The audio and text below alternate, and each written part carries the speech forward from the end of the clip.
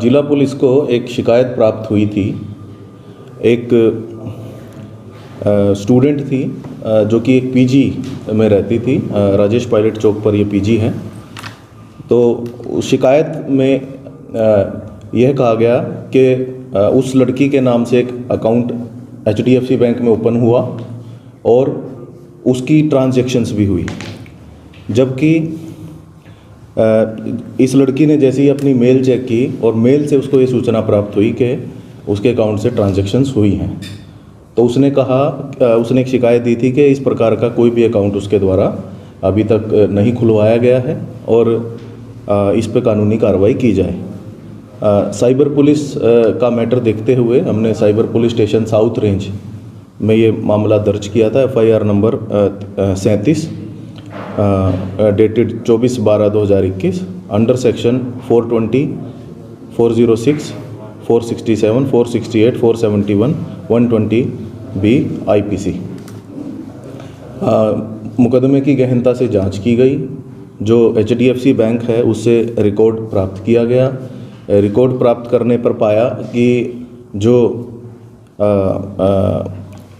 Customer है उसने जो अपना एक मोबाइल नंबर दिया था, जो रजिस्टर्ड मोबाइल नंबर है, उसको भी उन अकाउंट्स में चेंज किया गया है।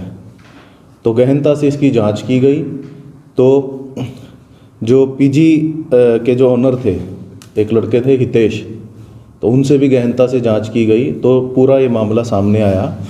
इस में 2 व्यक्तियों को हमने पहले गिरफ्तार किया और फिर जो कंटिन्यूअस हमें लीड्स मिलती गई, फिर हमने तीसरे आरोपी को भी इसमें गिरफ्तार किया गया। तो कुल 3 आरोपियों को हमने इसमें गिरफ्तार किया है। जो पहला आरोपी है वो हितेश है, जो कि इस पीजी को चलाता था। क्योंकि कुछ लड़कियां जो प्राइवेट कंपनीज़ में काम करती थी, उनको बैंक अकाउंट्स की ज़रूरत थी। तो इसने कहा कि मैं आपका ये बैंक अकाउंट ओपन करवा देता हूं और मैं कुछ लोगों को जानता हूं जो अकाउंट ओपन करते हैं। बैंक अकाउंट जो एजेंट्स होते हैं उनको इसने बुलाया और सभी डॉक्यूमेंट्स, उन 16 लड़कियों के डॉक्यूमेंट्स लिए और डॉक्यूमेंट्स लेकर उन 16 के 16 जो लड़कियां हैं उनके इन्होंने अपने लेवल पे अकाउंट्स ओपन कर दिए, जो इनके और भी वो थे। परंतु वो जो अकाउंट की जो किट्स हैं वो लड़कियों को डिलीवर नहीं की गई, किसी बहाने से कि भी अभी नहीं आई या थोड़ा सा और टाइम लगेगा, वो डिलीवर नहीं हुई। और तब लड़कियों को शक हुआ कि, और एक लड़की के मेल भी आए जिसमें उसको ट्रांजैक्शंस, उसके अकाउंट में ट्रांजैक्शन हुई दिखाई गई। तो इसमें हमने हितेश को गिरफ्तार किया। हितेश ने डिस्क्लोज़र में अपने बताया कि वो एक लड़का है मोनू, जिसके लिए ये काम करता है। ये ओरिजिनल जो कैंडिडेट्स होते हैं जिनको अकाउंट्स की ज़रूरत होती है उनके लिए अकाउंट्स ओपन करते हैं और उन जो किट्स आती हैं उन किट्स को ये जो साइबर फ्रॉडस्टर्स हैं जो मेन, उन तक ये पहुंचाते हैं। हितेश ने जो किट्स इसको मुहैया हुई 16 किटें वो मोनू को दी। मोनू को प्रत्येक किट के 2000 रुपये मिलते थे। मोनू ने फिर फर्दर हमने इसमें इन्वेस्टिगेशन किया। मोनू ने सेम किट्स ये इनाम को दी हैं। इनाम को जो अभी तक की हमारी पूछताछ है, इनाम का हम रिमांड भी लेंगे, गिरफ्तार किया गया है कि इनाम को 7000 पर किट इसमें मिलते थे। तो इस प्रकार से तीनों आरोपियों को हमने गिरफ्तार किया है।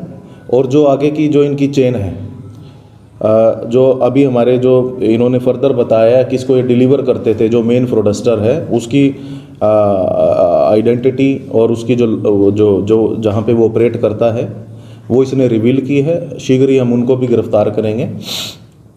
तो ड्यूरिंग इन्वेस्टिगेशंस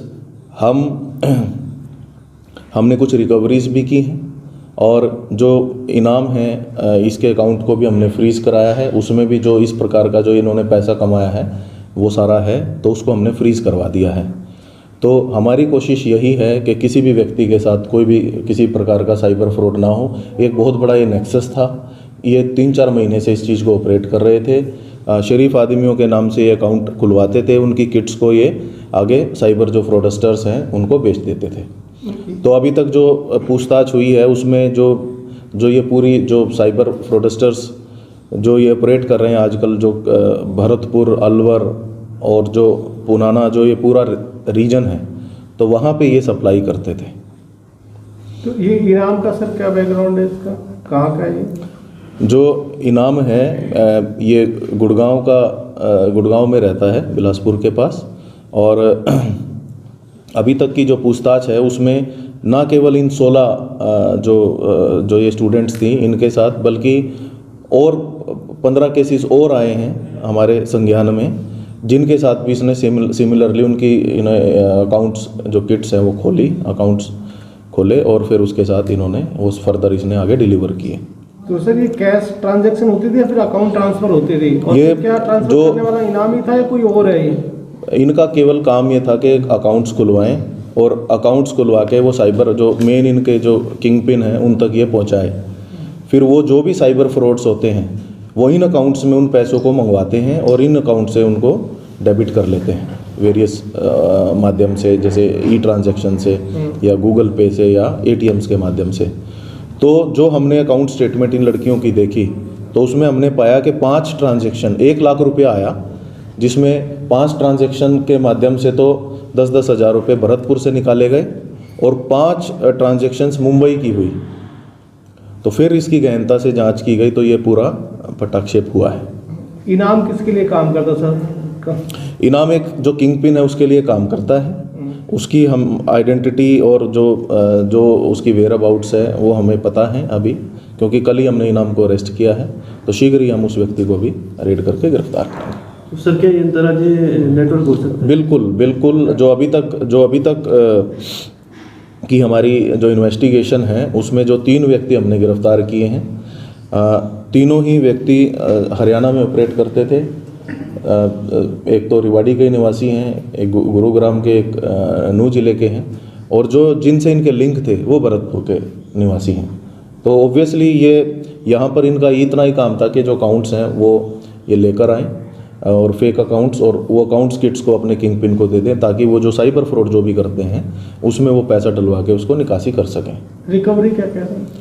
सो फार हमने इसमें 20,000 की एक रिकवरी की है और जो इनाम है उसके अकाउंट्स को फ्रीज करवा दिया है। करीबन 45,000 उसके अकाउंट में जो इसने ये पैसा कमाया है वो है, और कुछ एक इन्होंने ई ट्रांजैक्शंस की हैं वो हमने आइडेंटिफाई कर ली हैं। जो भी इसको पैसा मिला उसकी, तो उसको भी हमने आगे फर्दर होल्ड पे करवा दिया है। ये सर जो किट है जो सभी 16 लड़कियों की किट इन्होंने आगे सेल कर दी थी 2-7 हज़ार। जी। अकाउंट्स कहाँ खुलवाए सर? रेवाड़ी में या कहीं बाहर? अकाउंट चांग ब्रांच। अकाउंट जो एक भिवानी की एक ब्रांच है,